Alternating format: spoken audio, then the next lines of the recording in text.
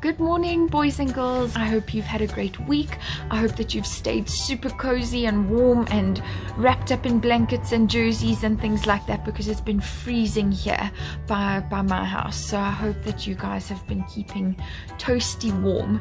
This morning, I want to do emojis again. I want to see on your face how you are feeling this week. For me, I'm feeling a little bit happy. And I'm feeling a little bit, I'm missing my family, I'm missing my friends, I'm missing things being normal. So I'm feeling two kind of emojis today. What are you guys feeling?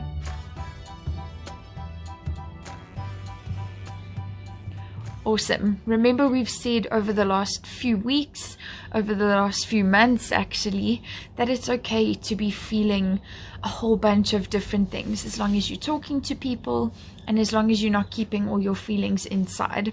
Before we get into our lesson, children, let's close our eyes, let's quiet our hearts, and let's open up in prayer.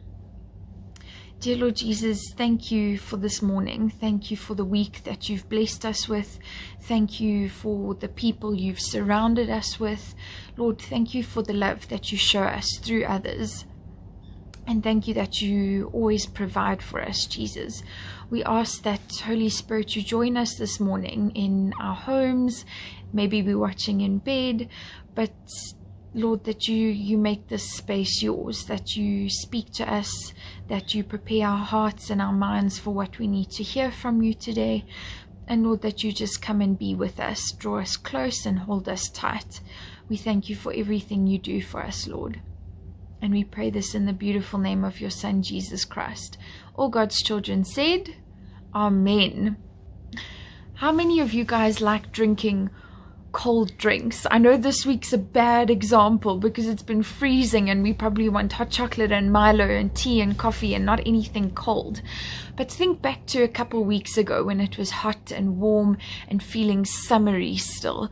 Who likes to drink an ice cold glass of Coke or drop a couple ice blocks in their Fanta or iced tea?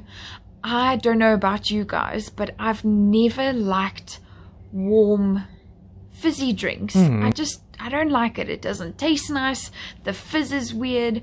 I like my cool drinks to be cold. So today's lesson is about ice trays, ice cubes, waiting for ice to be made. And we're going to learn a little bit about patience too. So I don't know if you guys have one of these trays in your homes. You fill up the little blocks here with water. You carefully pop this into the freezer. I always manage to spill the water, but you pop it into the freezer, and after a couple of hours you've got little ice blockies to put in your drink. Some people also have ice makers. I don't know if you've seen an ice maker before or if you have an ice maker, but they've got little silver rods on the inside, and a tray of water goes up onto those rods, and then in, I would say, maybe 15-20 minutes, those little rods freeze the water and drop ice blocks into a little bucket. So on a super hot day, when all we want is something freezing cold or nice and cool to drink, we've got to be patient. We've got to wait a couple hours or at least 20 minutes for the ice to be made. If we're not patient and we take the tray of water that we've put in the freezer out too soon, it's not all icy. Sometimes the outside of the little block will freeze, but the inside of the block is still watery. And who's ever had a watery drink before? Have you ever left an ice block in your Coke for too long? Or maybe you've been impatient and popped in a half frozen block of ice into your Fanta. It goes all watery and mixes with the tasty drink that you've got, and it's just not that great. So we need to be patient for the ice to freeze properly, that we can put it in our drink and make it nice and cool. I know it's frustrating, especially on a boiling hot day when you just want to cool down with a nice cold drink. It's frustrating to wait for the ice and sit and hope that you haven't taken it out too soon, but we all wait because we know it's going to be worth it. We know that cold sip is going to be perfect. There's a lot of things in our life now that we have to be patient for too. For some of us, it's lockdown. We're not very patient with when this is going to end. It used to be school. Maybe on a Monday you were wondering and waiting and wishing the school day away, hoping that the end of the day would come sooner. Some of us are impatient when we're waiting for our favorite sports season.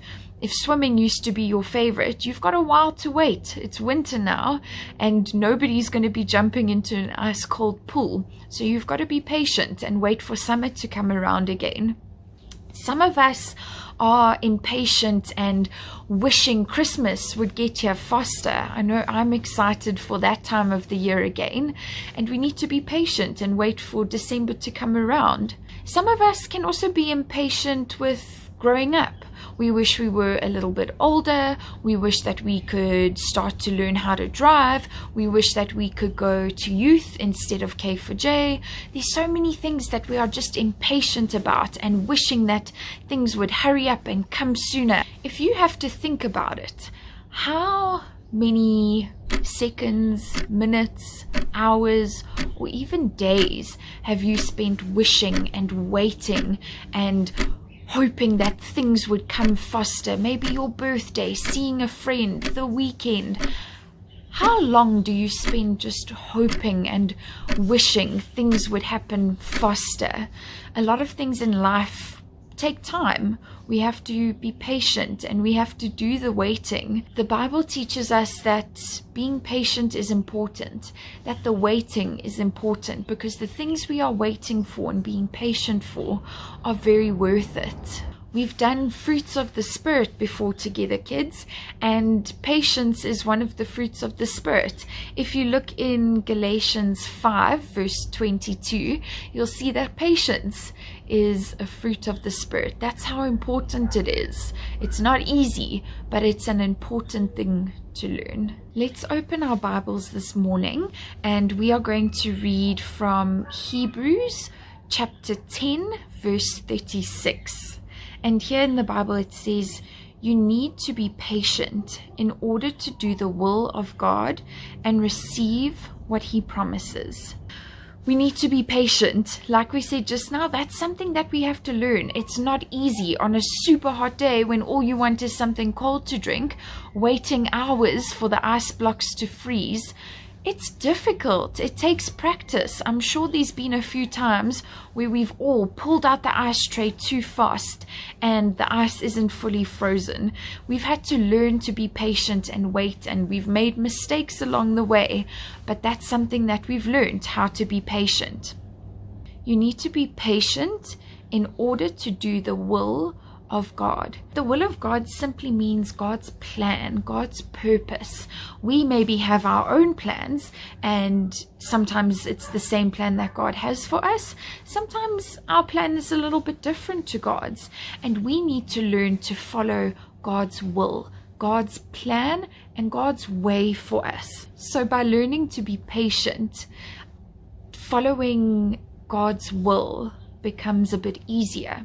We learn to wait on God, we learn to listen for Him, we learn to seek Him out and ask Him, what way do you want me to go? What path should I follow, Lord? So be patient in order to do the will of God and receive what He promises.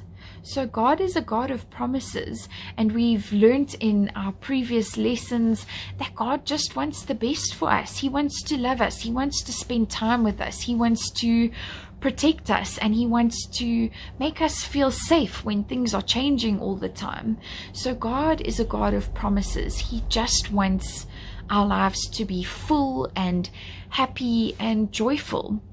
And when we learn how to be patient and we learn how to follow God's will for our lives, then we are able to receive all the gifts and promises and beautiful things that God has planned for us. So it's a bit of a snowball effect. As we start to learn to be more patient, we learn to listen to God and follow His will and His way, and when we start following that, we get to receive and see and be a part of all the great things that God has planned for us. And then the snowball is just huge and blows our minds. So we need to start small by learning how to be patient. Then everything goes from there. Everything grows from there. Children, our world today is very fast and very immediate. If we don't want to wait for ice in our freezer, or if the ice machine is taking too long, we can pop down to the shops quick and grab huge bags of ice and not have to worry about waiting for ice for a long time. It will be there in a bag in our freezer, ready to grab whenever we need. If we are hungry, we can pop down to McDonald's or KFC and get our food almost immediately.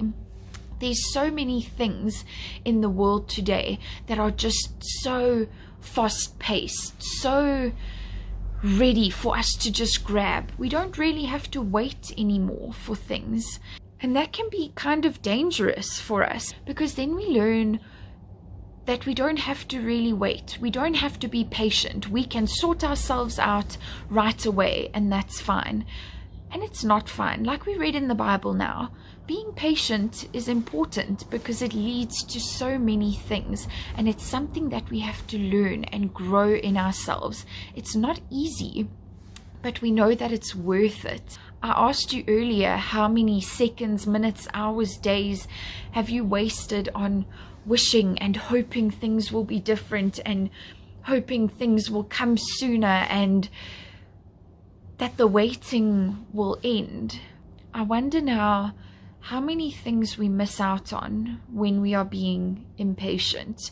When we are waiting for that school day to end, we maybe missed chatting to our friends or learning something new. We maybe missed out on the feeling of sitting at our desk and chair. We haven't had that feeling in a long time. Did you miss out on that because you were wishing the school day would end? What about when you're waiting for swimming to come around again, for your favorite sports season to happen? What about all the beautiful sports that are played in winter? You're missing out on all of those things because you're wishing for summer to come sooner. You're wishing that you wouldn't have to wait so long. We wish that Christmas would be around the corner. We wish that we could have a big family lunch and go to church and open up presents. We wish that would come sooner. But there's so many months in between now and Christmas time. If we spend every day wishing that Christmas would come sooner, what are we missing out on today? We're going to be missing so many holidays and seasons and time with family and friends in between, just wishing that Christmas would come sooner. Some of you want to grow up faster. You want to be older. You want to be doing more mature things. And you miss out where you're at right now. You miss out the games that you're playing with your friends. You're missing out on the toys you have. You're missing out on the TV shows that you like to watch. You're missing out on the fun things that you do with mom, dad, and your family. You're wishing that you would be older and that you could do new and exciting things. And that makes you miss out on the new and exciting things that you're doing right now. So in our Bible verse where we said we need to be patient so that we can do the will of God and receive all of his promises, that doesn't mean we need to wait for years and years and years for things to happen. Sometimes God's plans do take months or years, and we need to be patient in that. But God has promises for us every single day, in every single moment. Sometimes it might be so small that we don't see it, we don't recognize it, we don't appreciate it. But we need to learn to be patient every day, in every situation we are in, so that we don't miss out on the small things and the big things that God has planned for us. Don't waste too much time focusing on the waiting that you have to do. Focus on how to grow your patience. Focus on finding the beautiful things and the beautiful promises God is fulfilling while you are waiting, and get excited for the things to come while you are waiting. Okie doke, so for craft this week, what I want us to do is make our own Jesus time watches. So we are going to cut out a piece of paper that will fit around your wrist. Next, we need to cut out a circle on a piece of paper, a piece of cardboard. Again, be creative. You can use the lid of a milk bottle if you like. Use whatever you can. Something circle to be the face of our watch. Around the wristband, draw anything that makes you smile, any blessings you've received from God, any promises you are hoping for, and then on the face, put our Bible verse from today so that we are reminded that we are learning to be patient so that we can walk closer with God and follow His plan for us so that we can receive all of the promises, all of the incredible plans He has for us. Get creative with your watch, have fun while you're making your watch, and maybe get the people in your house to make a watch with you too, so that your whole family can learn how to be patient and be on the same page as God. Children, it was so good spending time with you again, even if we aren't next to each other. It was good to chat to you, and I hope that you and your family enjoyed today's lesson. I can't wait to see you next week.